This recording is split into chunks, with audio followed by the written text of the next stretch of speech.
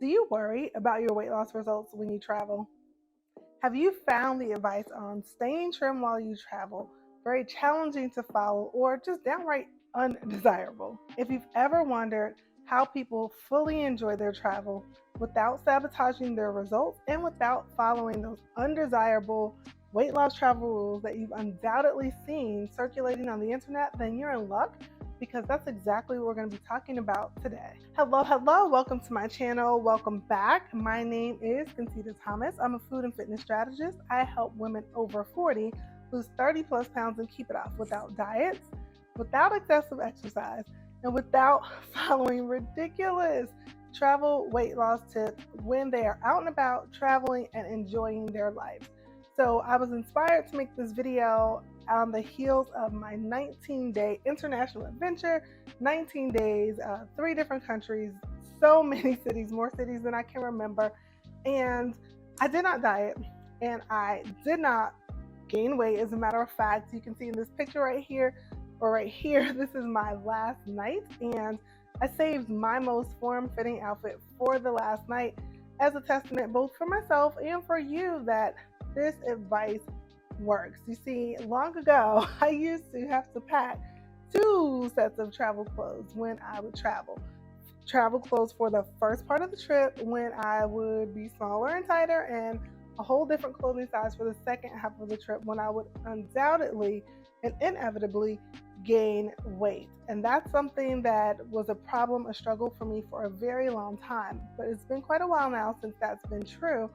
And this was the ultimate test of whether or not the stuff that I've been teaching and the stuff that I've been living and the stuff that my clients have been using for years and years now can work in even the most extreme situations. Because you see, when I used to grow out of my clothes on vacation, I was not traveling the world. It was not 19 days. It was more like a 7 to 8 day trip home for Thanksgiving.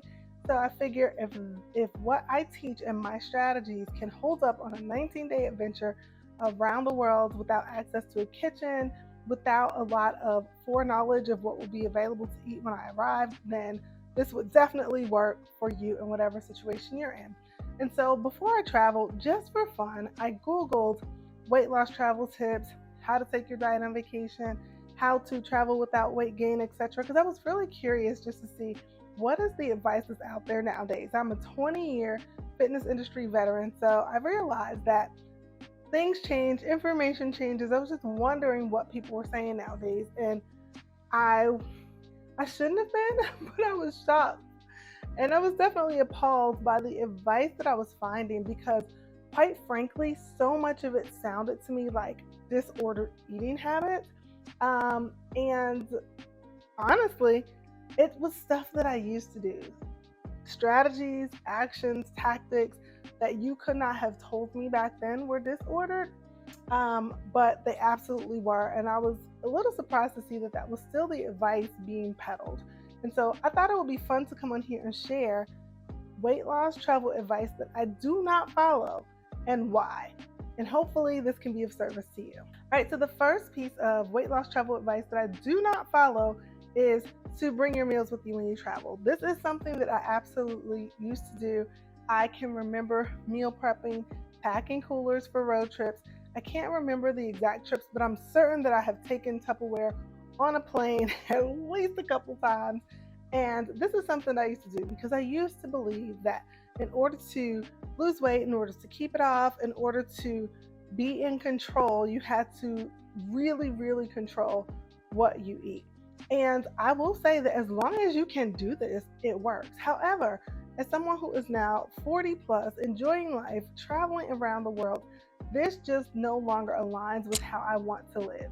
You see, for me, and maybe for you, part of the adventure, part of the fun of traveling, especially when we're talking about international travel, is experiencing the culture where I'm traveling, experiencing life as people live it there. And whether we like it or not, a big part of life is food. What do people eat? What are the local flavors? What are the local dishes? And I no longer see it as natural and normal to be in a hotel room or on a cruise ship trying to warm up cold food that I brought with me from days and days ago and missing out on that part of the adventure.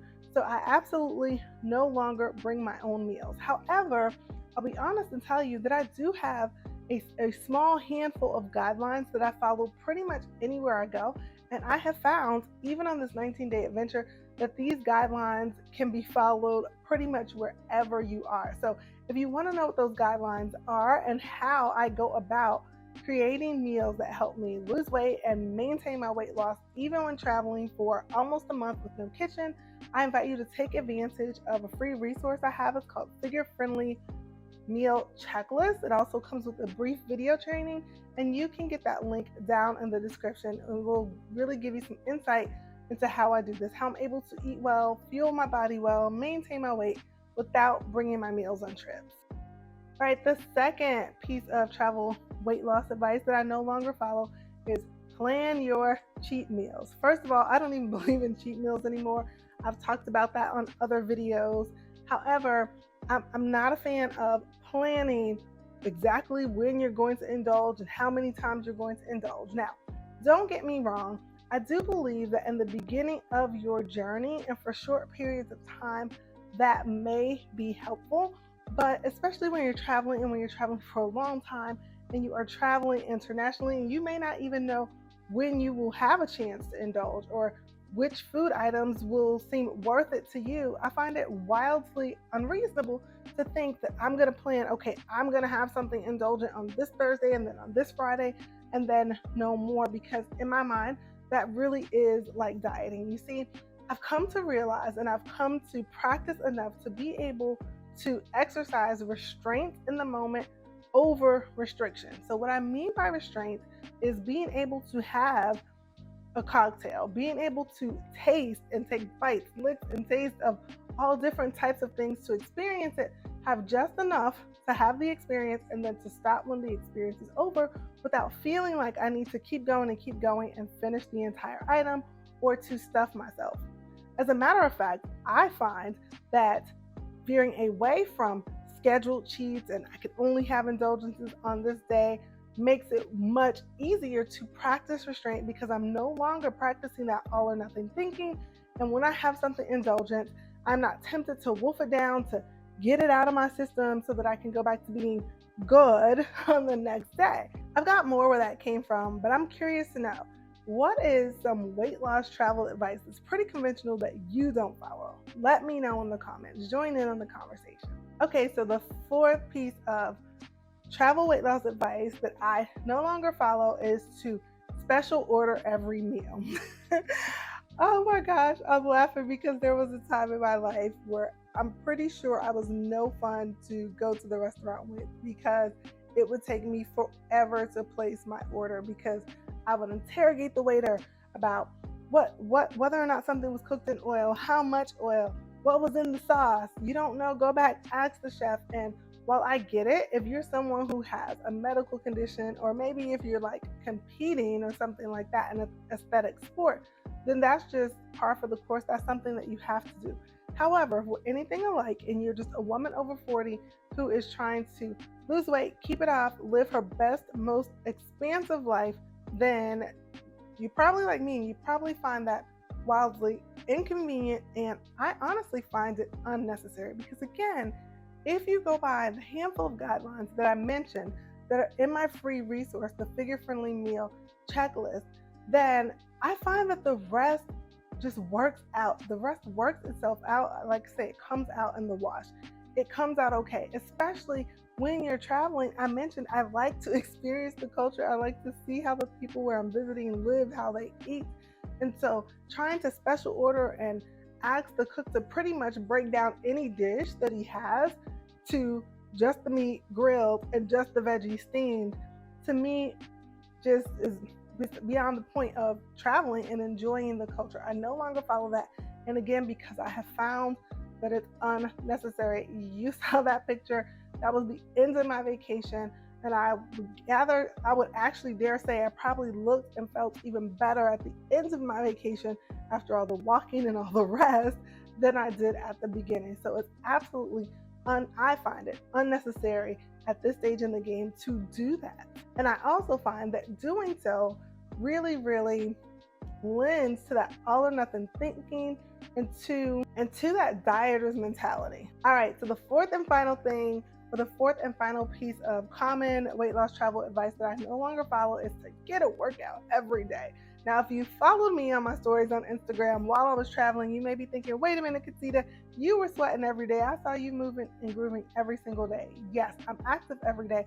That is just a part of my identity at this point. However, I don't get in a workout every day.